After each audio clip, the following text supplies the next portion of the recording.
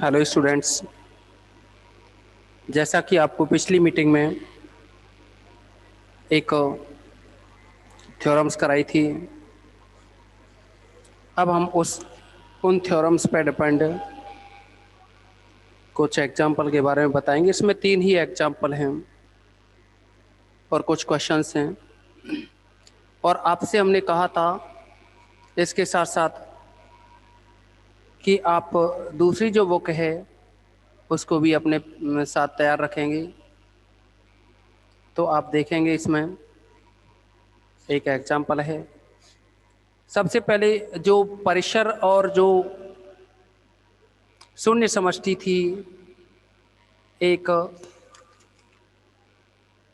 कोटि और शून्यता थी, उनके कोटि और जो शून्यता है यानी रैंक नल्टी, उनके बारे में भी हम यहाँ डिस्कस करेंगे। तो आपको याद होगा कि जो परिसर होता है R F is equal to F of x, यहाँ जो एक्स है वो यू से बिलोंग करता है, और जो सदिश समष्टि है वो एफ यू से वी में परिभाषित है। तो परिसर तो ये बन जाता है आर एफ, और इसकी जो शून्य समष्टि है, शून्य समष्टि जिसको आपने एन एफ के नाम से डिनोट किया था, और ये बनती है x बिलोंग्स टू u, जहाँ f of x equal to 0। एक तरह से इसको अष्टी भी कहा था।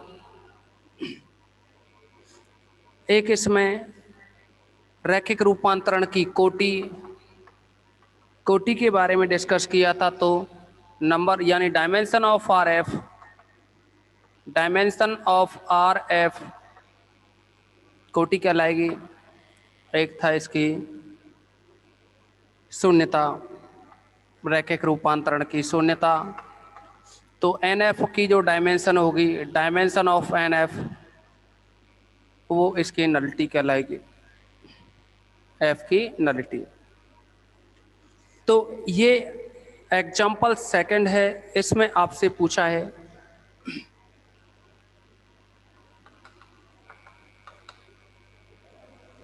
एग्जाम्पल सेकंड के 2 भाग हैं। ये कहा है सिद्ध कीजिए कि V2R से V3R में परिभाषित निम्न प्रत्येक प्रतिचित्रण एक रैखिक रूपांतरण है।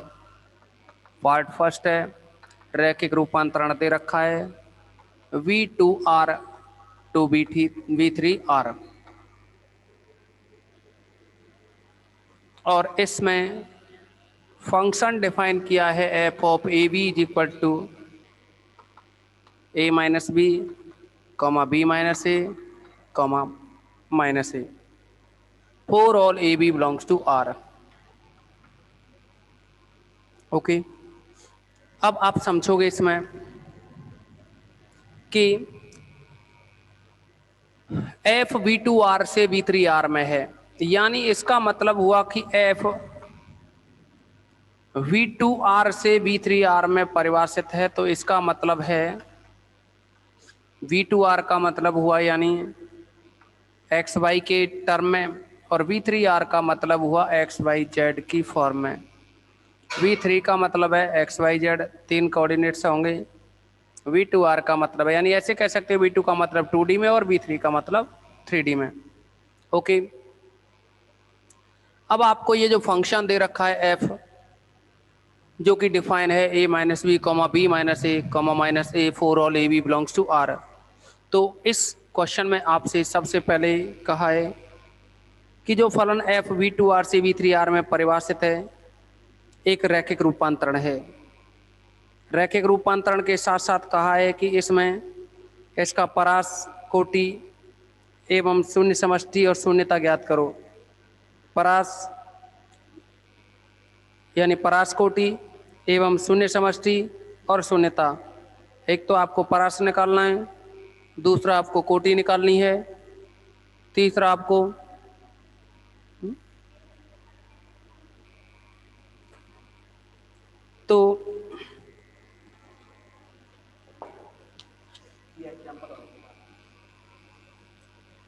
तो इसमें सबसे पहले हम रैखिक रूपांतरण सिद्ध करेंगे कि रैखिक रूपांतरण है या नहीं है।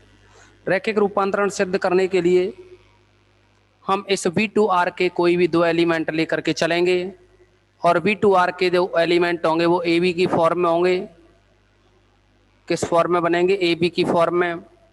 तो आप इस V2R का कोई एलिमेंट U और स्मॉल v लें, जहां U का मतलब है A1 B1 और V का मतलब A2 B2 हो। तो देखेंगे आप इसमें माना small u comma v belongs to capital V to R, जहां u is equal to A1 B1 तथा v is equal to A2 B2। Okay, ये कोई दो एलिमेंट्स हैं। अब हम कोई अल्फा बीटा लेकर के चलें। देखिए, आपको बताया था हमने रैखिक रूपांतरण होने के लिए अल्फा u प्लस बीटा भी equal to alpha F of U plus beta F of B, ये फॉर्म बन जानी चाहिए तो रैखिक रूपांतरण हो जाएगा। आपको भी याद होना चाहिए था, ये नहीं है तो याद करना होगा।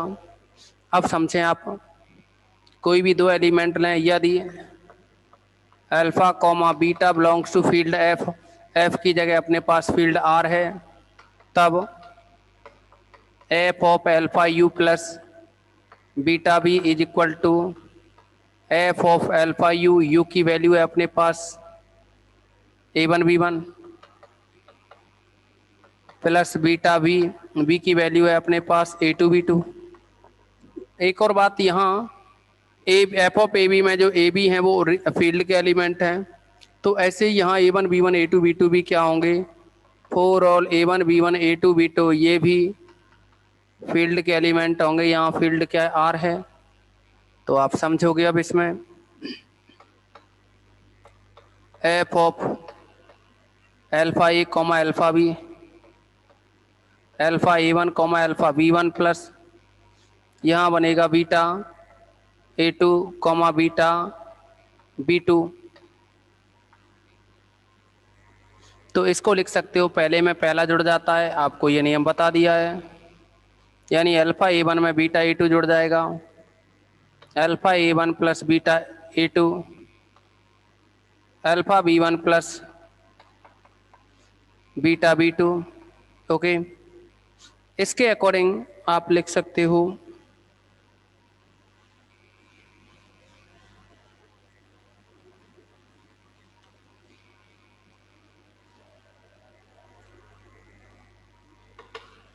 आप ऐसे समझेंगे, यहाँ फंक्शन ऑफ ए बी है तो ये a माइनस बी होता है, फिर b माइनस ए होता है और ये फिर माइनस ए होता है। तो इसको a समझो पूरे को, ये